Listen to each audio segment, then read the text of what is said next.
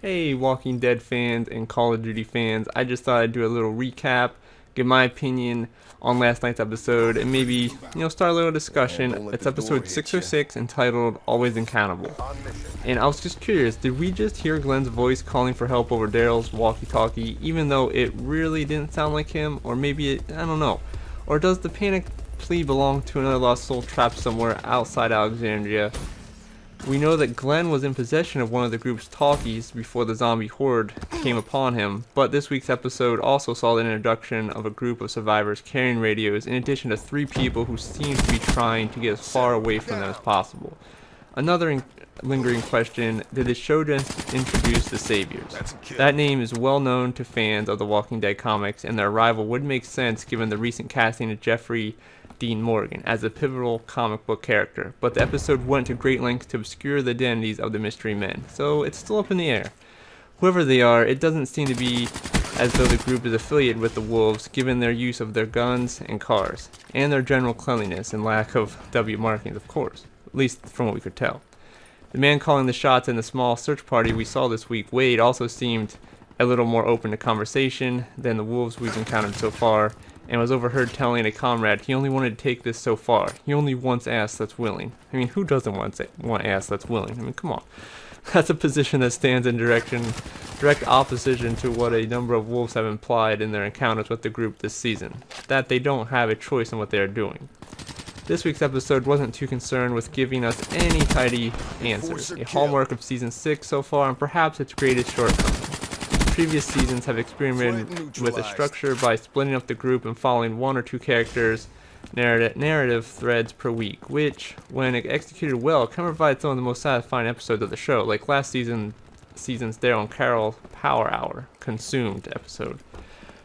But on the heels of manufactured cliffhangers like Glenn's apparent death, that ponderous approach seems like an organic storytelling and more like purposely baiting the audience. While Morgan's flashback in episode 606 was compelling and long overdue showcase for the character, many viewers likely failed to appreciate its nuances because they, much like ravenous walkers who descended on Glenn, were starving for any morsels of information about the character.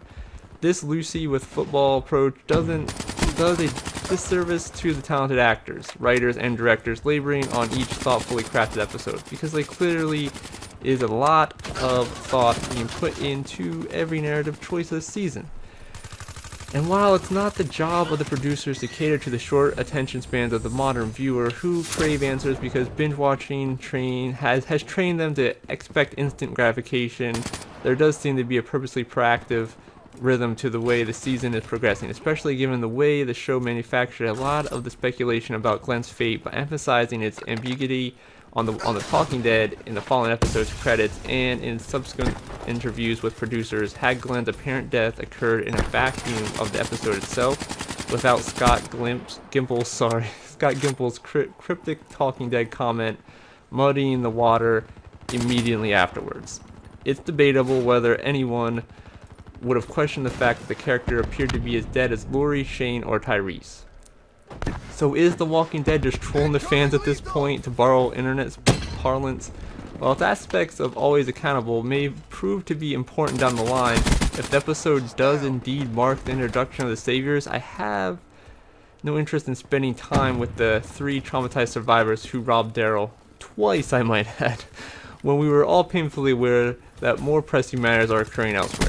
Likewise, with Abraham and Sasha's bottle episode segment, while it was useful to get some insight into the duo's troubled psyches, especially Abraham, who has been behaving like he's a death wish pretty much since the moment we met him, those were conversations that could have easily been conducted elsewhere in a truncate fashion as part of a less passive episode. And Abraham's newly acquired interest in Sasha throws into stark relief just how underdeveloped his current romantic partner Rosita has been. It feels like the poor woman has only had 4 lines this season and has been regulated to weeping silently for her missing man and lurking in the background of other people's stories. The episode did serve to illustrate just how far Daryl has come though. The character would have never given 3 strangers the benefit of the doubt once, let alone twice just a few seasons ago. But he recognized that the escapees were good people despite their survival instincts getting in the way of their consciences. In The Walking Dead, we've learned time and time again that good people often have to do bad things, and if that lanky Ryan Gosling lookalike is one calling Daryl for help at the end of the hour, I wonder if Daryl would have considered going to his aid, being twice bitten. Most likely yes, if only to retrieve his beloved Viking crossbow. Okay, Daryl's not Daryl without his crossbow. We're barreling towards the season's mid-finale, but since Daryl, Sasha, and Abraham succeeded in finding a gas tanker this week, I'd like to see the next couple episodes put the pedal to the metal, because it currently stands the show is in danger of running out of juice right now when it needs it most.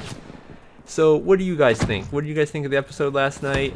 Overall, I thought it was a good episode, but leave your comments in the box below, and don't forget to like, comment, and subscribe.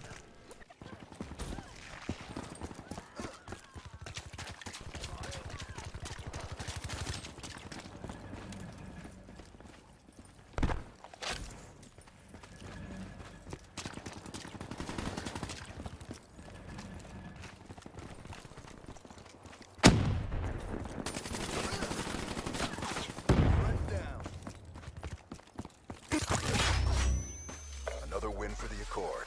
RTB.